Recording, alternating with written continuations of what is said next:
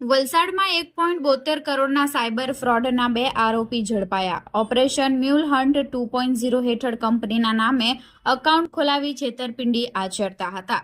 વલસાડ જિલ્લામાં mule bank એકાઉન્ટનો ઉપયોગ કરી દેશભરમાં કરોડો રૂપિયાની છેતરપિંડી આચરતા એક મોટા રેકેટનો વલસાડ સાયબર ક્રાઇમ પોલીસે પર્દાફાશ કર્યો છે. ઓપરેશન મ્યુલ હન્ટ 2.0 અંતર્ગત પોલીસે 2 રીંઢા આરોપીની ધરપકડ કરી છે.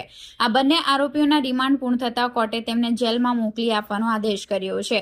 આ ગેંગ કંપનીઓના નામે બોગસ એકાઉન્ટ ખોલાવી આશરે 1.72 કરોડથી વધુનું સાયબર ફ્રોડ આચર્યું હોવાનું સામે આવ્યું છે.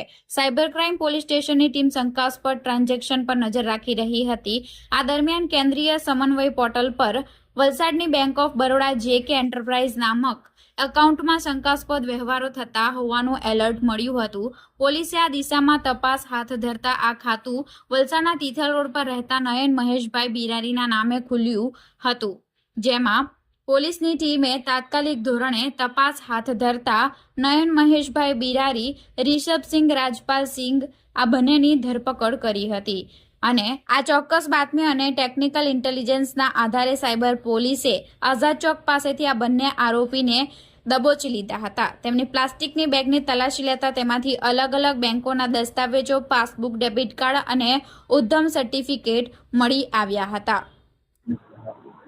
પહેલા આપ જાણો છો કે અત્યારે ઓપરેશન મ્યુલ હન્ટ 2.0 ચાલી રહ્યું છે. જે અનુસંધાને વલસાડ સાયબર ક્રાઇમ પોલીસ સ્ટેશનમાં એક ઉદ્યમ રજીસ્ટ્રેશન કરાવી લોકો સાથે છેતરપિંડી કરતી કંપનીની બાતમી હોય છે. જે અનુસંધાને તેની તપાસ કરતા તે JK એન્ટરપ્રાઇઝના નામની કંપની હોવાનું જણાવ્યું હતું. જેનું ડિટેલમાં ઇન્વેસ્ટિગેશન કરતા આ જે કંપની છે એનું જે બેંક એકાઉન્ટ છે બેંક ઓફ બરોડા નયન મહેશભાઈ બિરારીના નામે હોવાનું જાણ પર આવેલું હતું.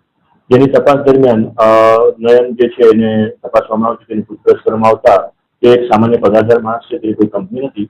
તેમ છતાં આ જે એકાઉન્ટ છે એમાં તો 1 કરોડ 72 લાખ સમથિંગ જેટલું મોટું ટ્રાન્ઝેક્શન થયું હતું. જે સંબંધિત તેની ઘનિષ્ઠ પૂછપરછ કરતા નયને જણાવ્યું કે આ એક એનો મિત્ર છે રિષભસિંહ કરીને જે છે એ હાલમાં અહીંયા વલસાડમાં રહેતો હોય એની સાથેનો સંપર્ક થયેલો અને રિષભસિંહ નામના વ્યક્તિએ એને આ રીતે ઉદ્યોગ રજીસ્ટ્રેશનના એકાઉન્ટ ખોલાવી અને લોકો એમાં ટ્રાન્ઝેક્શન થાય તો તેને કમિશન મળશે એ રીતે એની સાથે વાતચીત કરેલી અને જે અનુસંધાને તેને આ કમિશનના લોભમાં આ એકાઉન્ટ ખોલાવ્યું અને મ્યુલ એકાઉન્ટની જે ડિટેલ્સ છે એને આ રિષભસિંહ સાથે શેર કરેલી.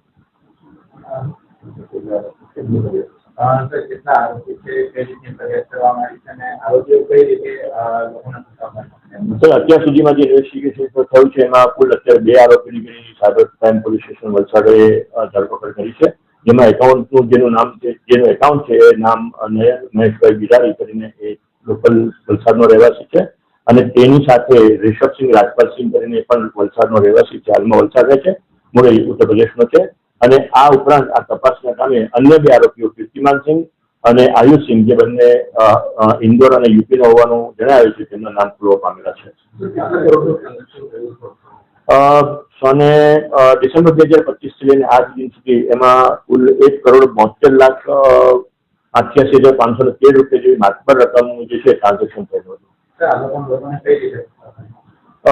આ જે ટોળકી જે છે એ આ રીતે મ્યુલ એકાઉન્ટ જે છે ભાડે લેવામાં આવતું હતું અને તેનું ઉદ્યમ રજીસ્ટ્રેશન કરાવી કોઈ કંપનીના નામે એ ઓનલાઈન પોતાની જે છે એડવર્ટાઇઝમેન્ટ કરતા હતા અને લોકોને એમાં ઇન્વેસ્ટમેન્ટ કરવા માટે એ લોકો પ્રેરતા હતા સોશિયલ મીડિયાના માધ્યમથી અને એમાં ઘણી મોટી રકમનું જે છે ઇન્વેસ્ટમેન્ટ કરેલું અને સાયબર ફ્રોડ કરેલો હતો.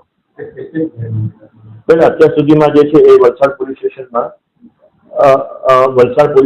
અત્યારે આ જે ગુનો દાખલ થઈ છે જેમાં બંને આરોપીની ધરપકડ થઈ છે. પરંતુ આ ઉપરાંત એ લોકો પાસે 20 જેટલી ફરિયાદો જે છે એ જુદા જુદા પોલીસ સ્ટેશનમાં દાખલ થઈ છે અથવા દાખલ થઈ રહી છે.